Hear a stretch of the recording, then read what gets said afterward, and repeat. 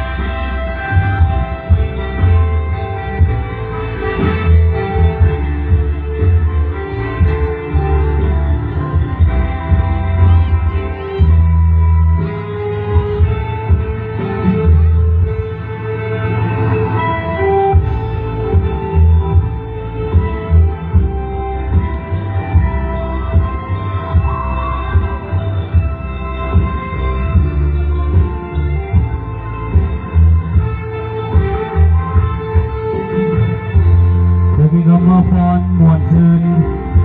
อยากอุ่นเรื่องเย็นแล้วก็อาจจะคุยนะสายเดี๋ยวมาฮอดห้อเอามาฮอดห้อต้องอามาห้อข่าวที่เพื่อนในฮอดห้อต้องอามาห้อกันตรงนี้ก็ฮอดเยอะแน่ทั้งหน่อยสร้างบรรยากาศก็น้องอามาคุงน้องอามาทางน้องอามาคนซึ่งที่เพื่อนได้แสดงซึ่งที่เพื่อนได้กาโซ